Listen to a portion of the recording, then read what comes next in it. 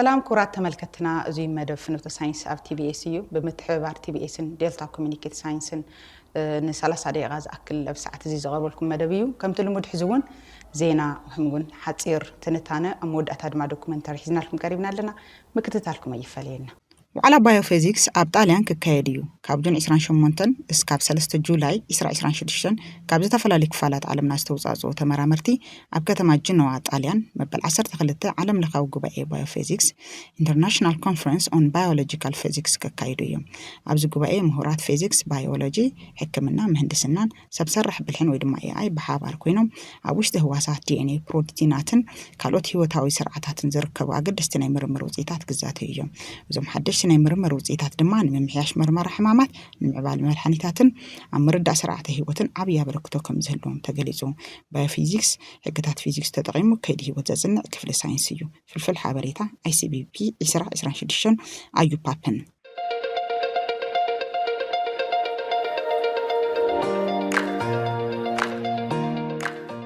كاب عالم كوانتم كمبيوتر مزعبي ساينساو معبال اللو تواهلو تمرامرتي يونيفرسيتي ساينس اند تكنولوجي ان تشاينا جوز هانجز تبع كوانتم كمبيوتر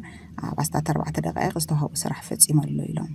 እዚ ስራሕ በቲ ባህላዊ ኮምፒውተር እንተ ዝስራሕ ድማ ካብ 2.5 ክሳብ 2.6 ቢልዮን ዓመታት መወሰደሉ ይብሉ እዚ ኮምፒውተር ከም ተራ ኮምፒውተራት ብኤሌክትሪካል ዘይኮነስ ብፎቶናት ወይ ድማ ብብርሃን ዝሰርሕ ኣብዚ መደብ ተመራመርቲ ነዚ ዘመናዊ ኮምፒውተር ጋውሻን ቦዘን ሳምፕሊንግ ዝተባሃለ ዝተሓላለኸ ሒሳብ የመስርሕምዎ እዚ ማለት ግን በትሕዚ ዘሎ በርኪ ኳንተም ኮምፒውተራት ንኩሉ ተግባራት ባህላዊ ኮምፒውተራት ተኪኦም ናብ መስርሕ ግን ኣይተሰጋገሩን በመሰረቱ እዚ ዘመናዊ ምህዞ ኮምፒውተር ኣብ ሕክምና ኬሚስትሪ ኤአይን ክሪፕቶግራፊን ዓብይ ለውጢ ከም ዘምጽእ ይእመን ፍልፍል ሓበሬታ ሳይንስን ቴክኖሎጂን ዩኒቨርሲቲ ቻይና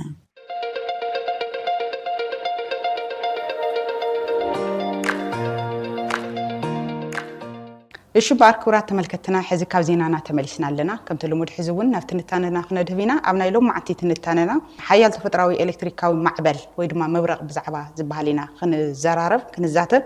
ምክንያቱ ወቅቱ ክረምቲ ምስ ምዃኑ ኣብ ክረምቲ ክሰቱ ካብ ዝኽእሉ ሓደ ዓብይ ነገር ዘራእቲ ይበቕሉ ከምኡ እውን የፍርዩ ሓደ ነገር ኮይኑ ካብ ቀፂሉ ድማ ምስ ማይ ሙቃዕ ተተሓሒዙ እውን ክኸውን ይኽእል ብፍላይ ኣብ ዓድና ብጣዕሚ ልሙድ ስለ ዝኾነ ምስ ማይ ወይ ድማ ዝናብ ሓደ ፍሊዝ በለ ክስተት ንሪኢና ኩሉ ግዜ መብረቕ ይኹን ነጎድጓድ እዚ ብዛዕባ መብረቕ ነጎድጓድን እንታይነት ከመይ ይኽሰት ድሓር ረብሕኡ እንታይ እዩ ጉድኣቱ እንታይ እዩ ዝብል ክንርእን ምስ ጉድኣቱ ተተሓሒዙ ክንገብሮ ዝግበአና ምክልኻላት እውን ክንዛተይና ማለት እዩ ከም ዝፍለጥ ኩሉ ግዜ መብረቕ ኣብ ዝተፈላለየ ክፍሊ ዓለምና ወይ ድማ እዛ ሉል ኮይና ሉላው ዝኾነ ቅርጽ ዘለዎ ዓለምና ኣብ ዝተፈላለየ ቦታ ኩሉ ግዜ ሕድ ሰከንድ መብረቕ ኣሎ ማለት እዩ ዝናብ ይሃሉ ኣይሃሉ ብዘየግድስ ዝኾነ ክሊ ኣሎ እዩ ዝናብ ብዘይዘንበሉ ከባቢ እውን መብረቕ ዝረኣየሉ ኩነታት ኣሎ ማለት እዩ ስለዚ ናይ መብረቕ ክስተት ኣብ ኩሉ ዓለም ዝኽሰት ሓደ ሰማያዊ ክስተት እዩ ማለት እዩ ስለዚ ንሰማይ ክንድህ እውን ግድን ይብለና ገልገሊኦም መብረቓት ብኣብዝሓ ክንብል ንኽእል ጎዳኣት ኮይኖም ሓደ ረብሖም ክህልዎም ይኽእል እዩ እንታይ እዩ ንዝብል ዝተወሰነ ክንርኢና ኣብዚ መደብ ትንታነና ማለት እዩ ካብዚ ብምቕፃል መብረቕ ንምንታይ ኢና ናይ ሎም መዓልቲ ድሃይ ሰማይ ጌርና ንወስዶ ዘለና ክንብል እንተለና ሓደ ምስቲ ወቕቱ ኢልና ኣለና ወቕቱ ክሰት ዝኽእል ነገር ኣሎ ረብሓን ጉድኣትን ኣለዎ ዝተወሰነ ረብሓ ኣለዎ ያው ኣብዝሓ ድማ ንሕና ንሪኦ ጉድኣቱ ስለ ዝኾነ ክንገብሮ ዝግበአና ምክልኻል ስለ ዘሎ እዩ መብረቕ ናይ ሰብ ህይወት ይኹን ናይ እንስሳ ክወስድ ይኽእል ንብረት ክዕኒ ይኽእል ዝተፈላለዩ ድሕረ ባይታታት ከውድም ይኽእል ፅርግያታት ክኸውን ይኽእል ህንፃታት ፋብሪካታት ከምኡ ናይ ኤሌክትሪክ ክኾን ካልኦት ድሕረ ባይታታት ክዕኑ ስለ ዝኽእል ክንገብሮ ዝግበአና ጥንቃቐታት ዓቕምና እስካብ ዝፈቐዶ እና ማዕበልና ይክከዶ ንኽእል ዓቕሚ ክነ ማዕበል ስለ ዝግበአና እዩ ማለት እዩ ስለዚ ኣብዚ ናይ ሎም መደብና እንታይነት መብረቕ ካብ እንታይ እዩ ካበይ ይለዓል እቲ መብረቕ ክፍጠር ዝገብሮ ነገር እንታይ እዩ ምስኡ ተተሓሒዙ ዝፍጠር እውን ነጎድጓድ ኣሎ ከመይ ኢሉ ዝፍጠር እዚ ከብፅሖ ዝኽእል ሓደጋታት ኣሎ ዶ እንታይ መረዳእታታት ኣለዉ እንድሕር ደኣ ክንዚ ዝኣክል ጉድኣታት ከብፅሕ ዝኽእል ኮይኑ እንታይ ዓይነት ምክልኻል ኢና ክንገብር ዝግበአና ዝብል ኢና ክንርኢ ኣብ ናይ ሎሚ መደብና ማለት እዩ ቅድሚ ቀጥታ ናብ ናይ መብረቕ ዛዕባ ምእታውና ግን ተፈጥሮ ብሓፈሽኡ ወዲ ሰብ ኣብ ብጣዕሚ ሓያል ዝኾነ ስርዓት ተፈጥሮ ዝርከብ እዩ ረብሓታት ዘለዎም ናይ ተፈጥሮ ክስተታት ኣለዉ ብልክዕ ድማ ፈተናታት ዝኾኑ ሓደጋታት ዝኾኑና ነገራት ኣለዉ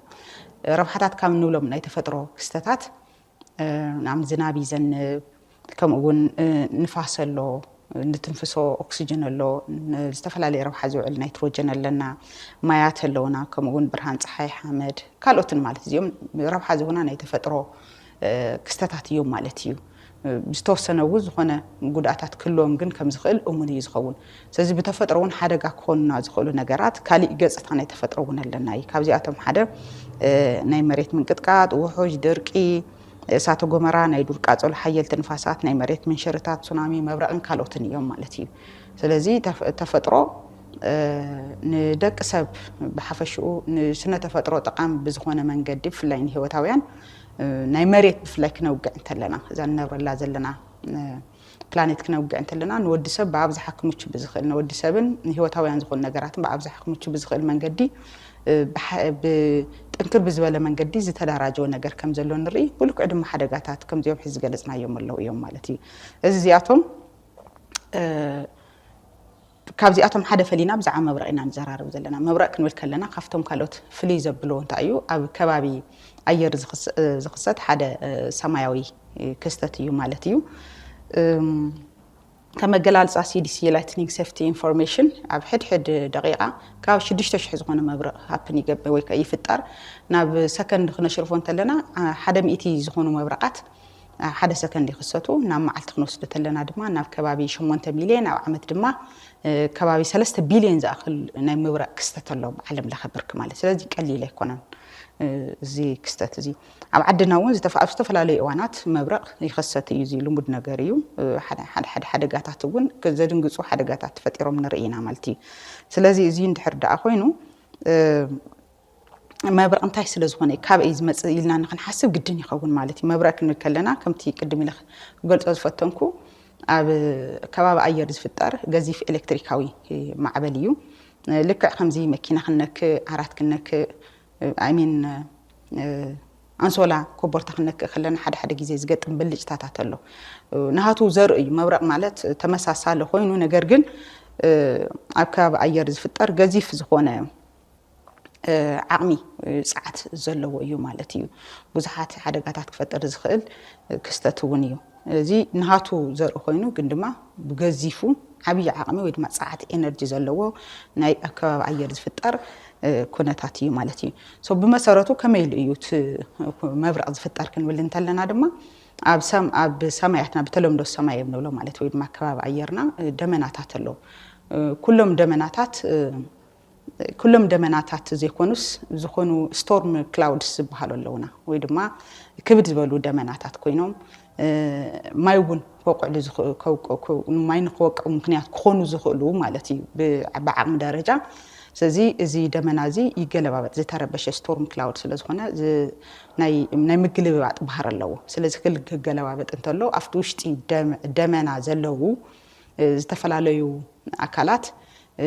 ማይ ክኸውን ይኽእል ኣየር ክኸውን ይኽእል ከምኡ በረድን ሓውሲ ደቀቕቲ በረዳትን ይገለባበጡ ክገለባበጡ እንተለዉ ምፍሕፋሕ ይፍጠር እሞ ኣብ መወዳእታ ደበና ዝተፈላለዩ ኤሌክትሪካዊ ክፍሊታት ክፍጠሩ ይገብር ማለት እዩ ወይ ድማ ቻርጅ ኤሌክትሪካል ቻርጅ ንብሎም ክፍሊት ኤሌክትሪክ ወይ ድማ ቻርጅ ንብሎም ላዕለዋይ ናይቲ ደበና ክፍሊ ብኣወንታዊ ቻርጅ ክኸውን እንተሎ ተታሕተዋይ ድማ ብኣሉታዊ ይኸውን ኣሎ ማለት እዩ ስለዚ እዚ ኣፈላላይ እዚ ብፍላይ ትፍሕፍሕ እናቐፀለ ይኸይድ እሞ ጥንክር ብዝበለ መንገዲ ዝተፈላለዩ ኤሌክትሪካዊ ክፍሊታት ኣብ ላዕልን ታሕትን ይፍጠሩ ድሓር መብረቕ ክፍጠር ይኽእል ማለት እዩ እቲ መብረቕ ክፍጠር ከሎ ካብ ሓደ ደመና ኣብ መንጎ ሓደ ደበናን ካሊእ ደበናን ክኸውን ይኽእል ወይ ድማ ኣብ መንጎ እቲ ደበናን መሬት ወይ ድማ ኣብ መሬት ዘለዉ ኣብ ልዑል ኣካላት ልዕል ኢሎም ዘለዉ ልዕል ዝበለ ነዊሕ ዝኾነ ቅርፂ ዘለዎም ኣካላት ክፍጠር ይኽእል እዚ መብረቕ እዚ ማለት እዩ ስለዚ ኣፈጣጥሩ መብረቕ እዚ እዩ ድሓር ምዝ መብረቕ እዚ ተተሓሒዙ ድማ ንሰምዖ ድምፂ ኣለና ብእንግሊዝኛ መብረቕ ላይትኒንግ ንብሎ ማለት እዩ እቲ ንሰምዖ ድምፂ ድማ ነጎድጓድ ወይ ድማ ተንደር ይበሃል ሶ እቲ እዚ መብረቕ እዚ ብልጭ ኢሉ ብርሃን ሓውሲ ፃዕዳን ሰማያውን ኮይኑ ንሪኦ ክፍሊ ኮይኑ እዚ ቦታ እዚ ብጣዕሚ በቲ ብርሃን ስኹንዱ ደሚቑ ንሪኦሉ ዘለና ምክንያት እቲ ከባቢ ዝሓልፈሉ ዘሎ ከባቢ ኣየር ብጣዕሚ ናብ ከባቢ 30,000 ዝኸውን ዲግሪ ሴልሽስ ሙቐት ስለ ዝውንን እዩ ማለት እዩ እዚ ፕላዝማ ዝበሃል ኣሎ ያው እዚ መደብ እዚ ንኩሉ ስለ ዝኾነ ንኩሉ ክሓቅፍ ብዝኽእል መንገዲ ክንዘራርብ ስለ ዝግበአና እምበር ብዙሕ ንምንታይ እዩ እቲ ብርሃን ንሱ መፅኡ እዚ ብዙሕ መውጋዕና ማለት እዩ ብዝኾነ ሓያል ዝኾነ ሙቐት ናብ ከባቢ ናይ ፀሓይ ክፍሊ ናይ ፀሓይ ደጋዊ ክፍሊ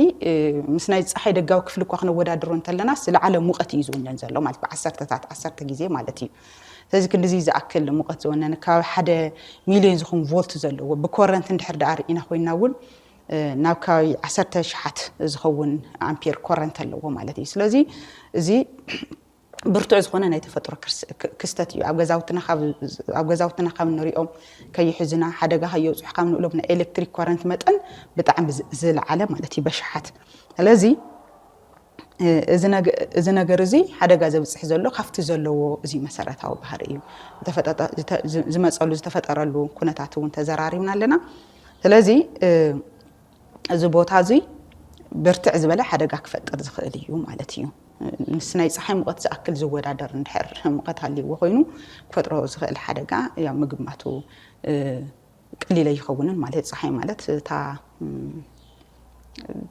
ብርግፅ ናይ ፀሓይ ውሽጣዊ ኣካል እቲ ዝዓበየ ሙቐት ዘለዎ ግን ድማ ኣብቲ ደገ ዘለዎ እውን ዝኾነ ኣቕሓ ክንኽእ ዝኽእል ኣይኮነን ማለት እዩ ኦኬ እዚ እንድሕር ዳ ኢልና ኮይና ካብዚ ብምቕፃል መጠን ክስተት ቦታ እዩ እዚ እንድሕር ዳ ኮይኑ መብረቕ ባህሪኡ ከዝሕዎ ዝኽእል ሓደጋ ከቢድ ክኸውን ከም ዝኽእል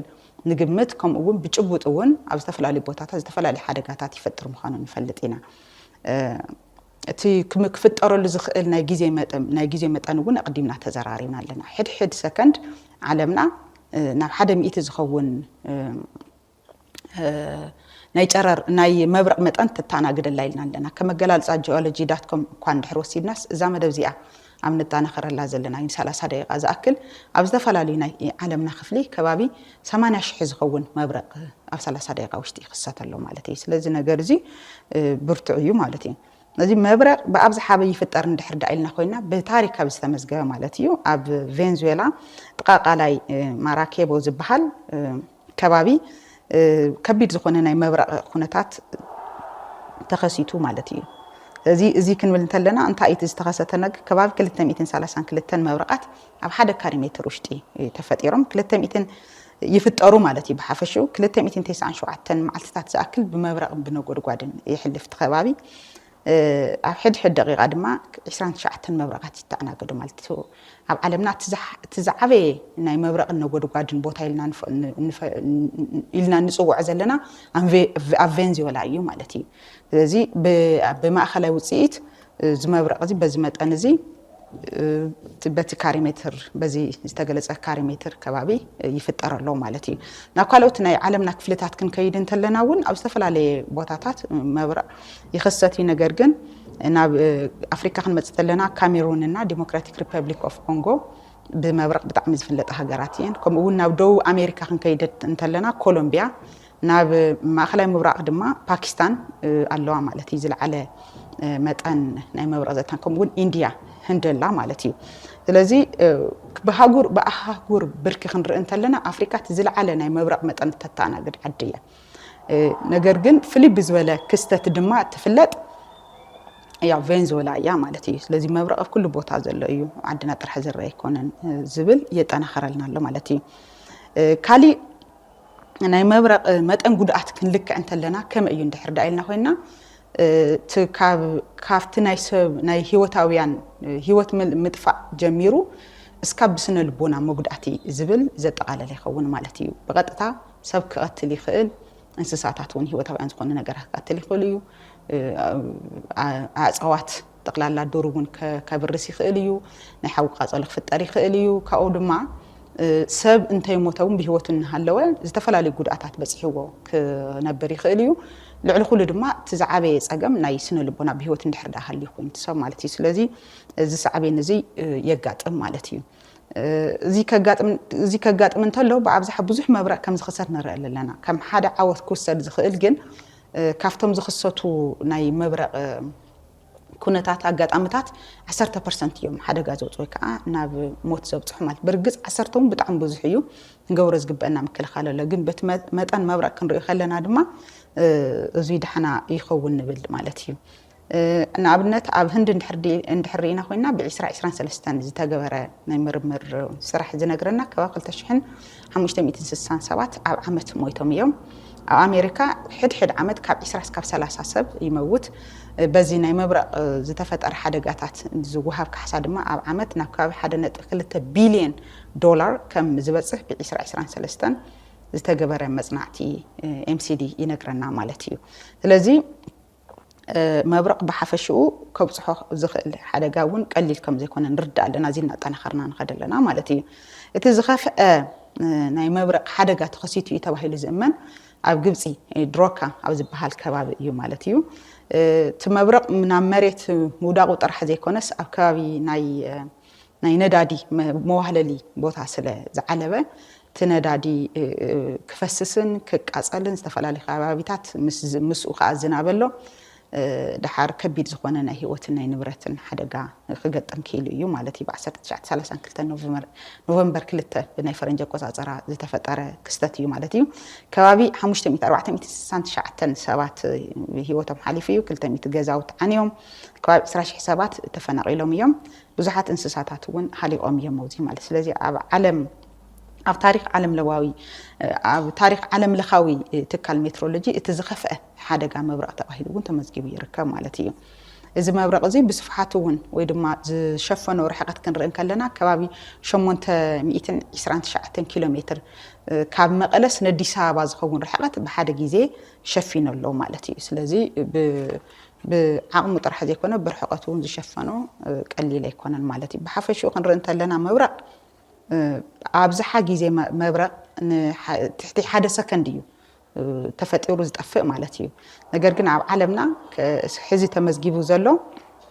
ኣብ ደቡብ ኣሜሪካ ዝተፈጠረ ንከባቢ 17.1 ሰከንድን ክኽሰት ክኢሉ ኣሎ ማለት ናይ ግዜ ንውሓቱ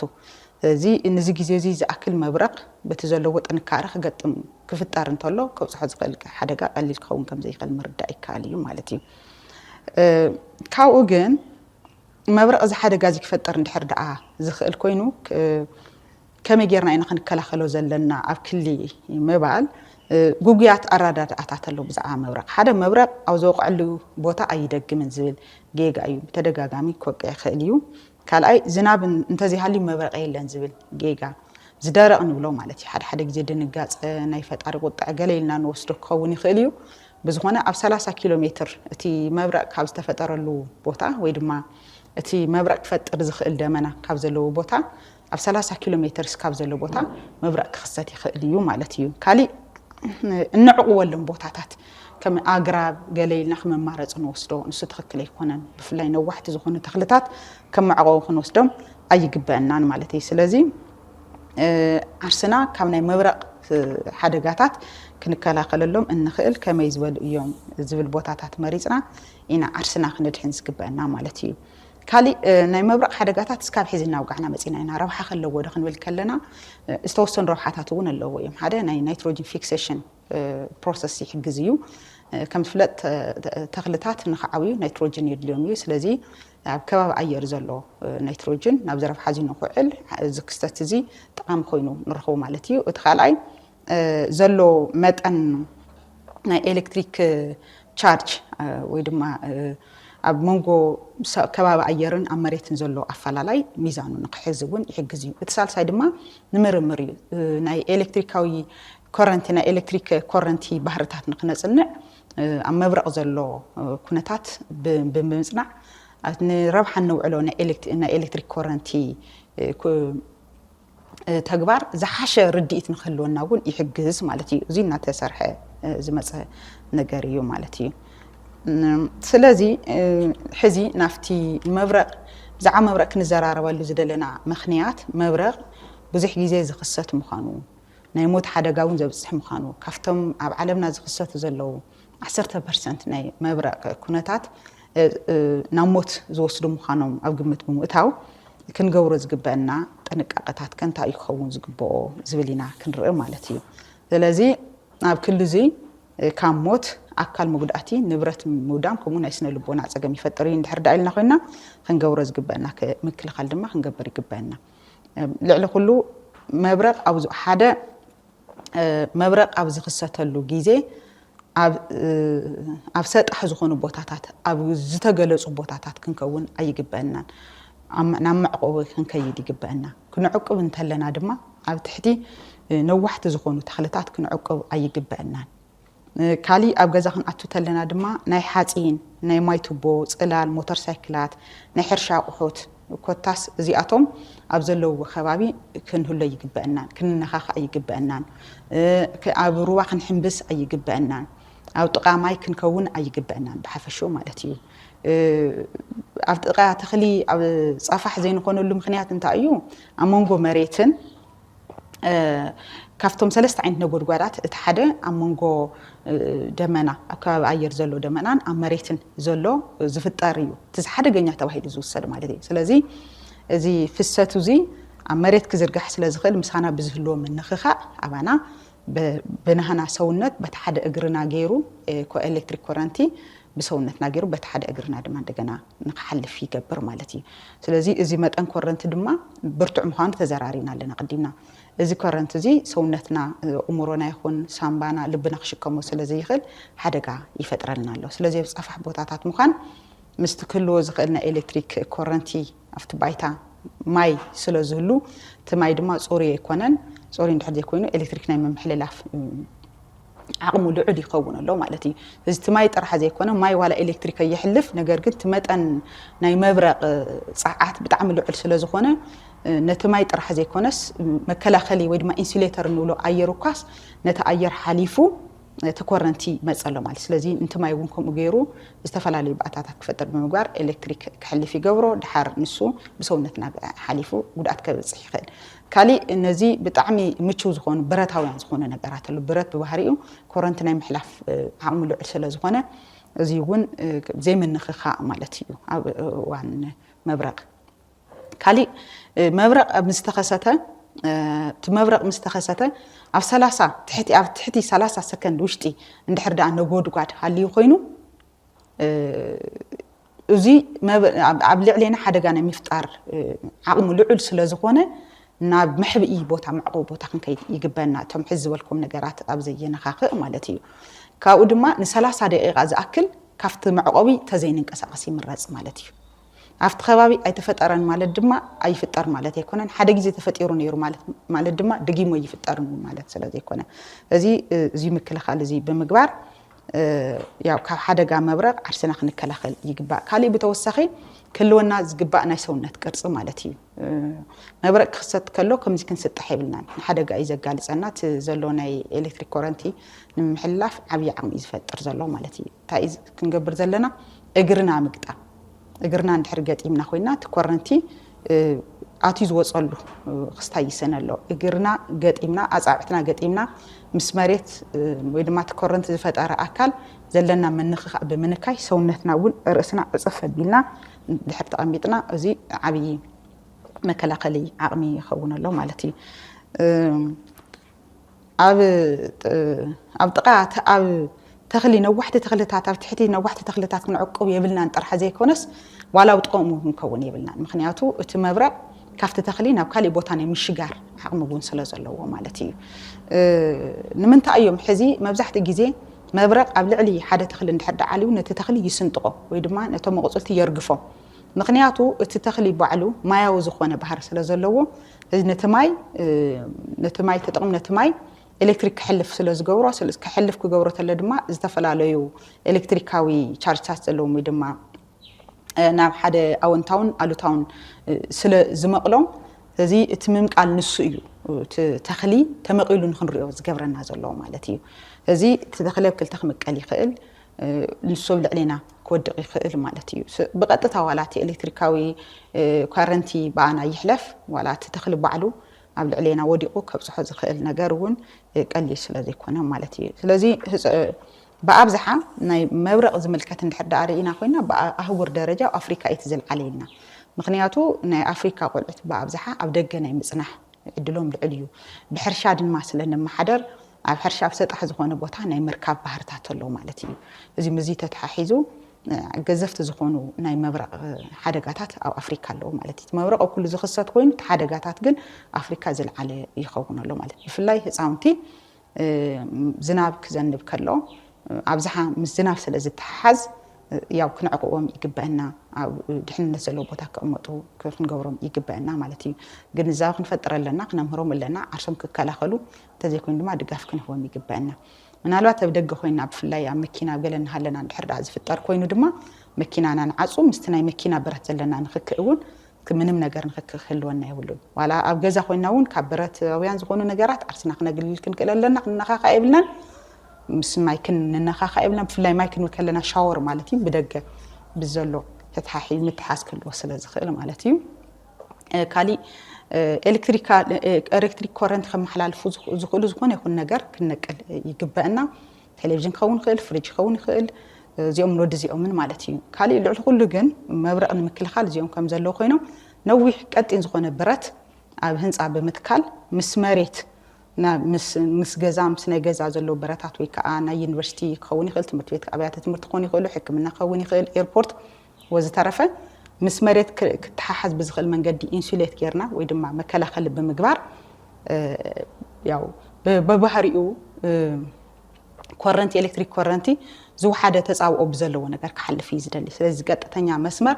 ካብ ዚግዛግ ዘለዎ ቦታ ነዊሕ ህንፃ ዋላ ይኹን ነዚ ብረት እዚ ስለ ዝመርፅ እቲ ብረት ገይሩ እቲ ኮረንቲ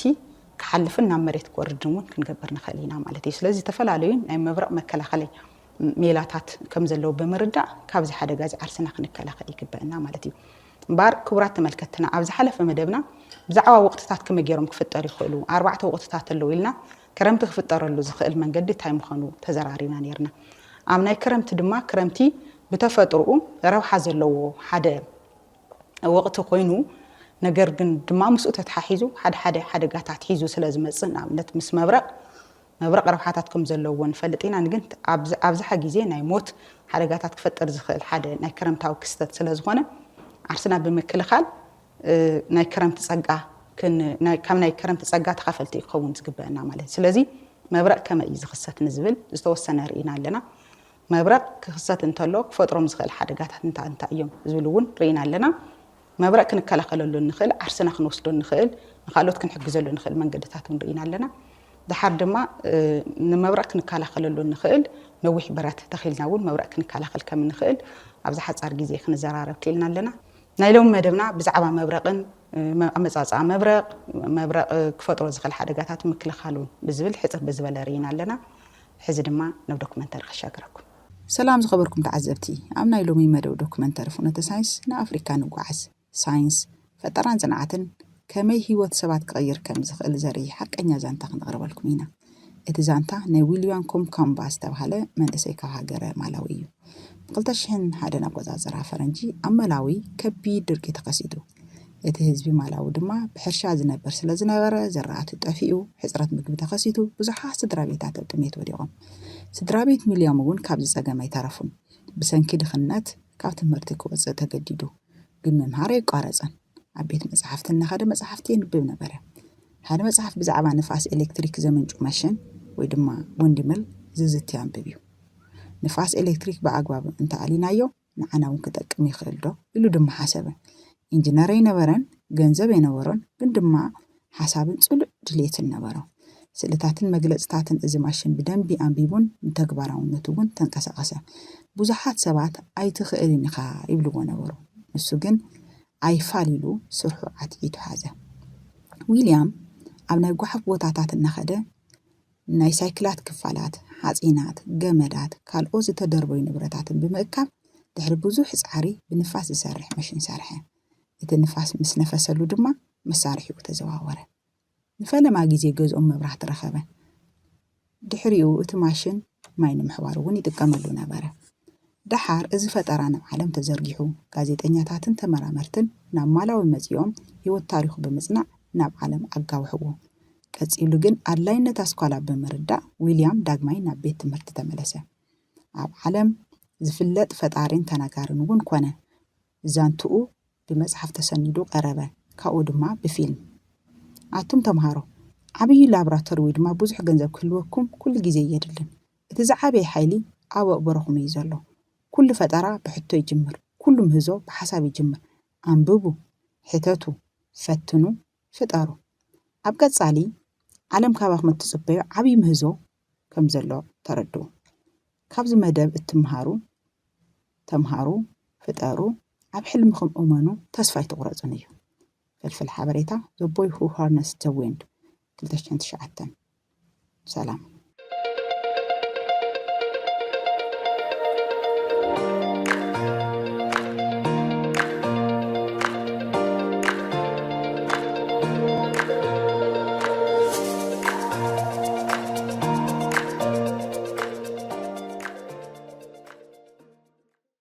ሽምባር ኩራት ተመልከትና ዶክመንተሪ ድማ ተኸታተልና መጽና ኣለና ናይሎም መደብና ብዜና ዝጀመረ ከምኡውን ትንታነ ኣመወዳእታ ድማ ዶክመንተሪ ሒዙ ነዚ ይመስል ነይሩ መምሃሪ መዘናግዒ ከም ዝኾነ ድማ ንኣምን ንሓሳባትኩም ኣብ ናይ TBS ፌስቡክ ገጽ ዩቲዩብ ከምኡውን ፈለገ ሰማይ ሓሳባትኩም ክትውና ትኽእሉ ኢኹም ንሎሚ እዚ ይመስል ነይሩ መደብና ሰላም ቀነ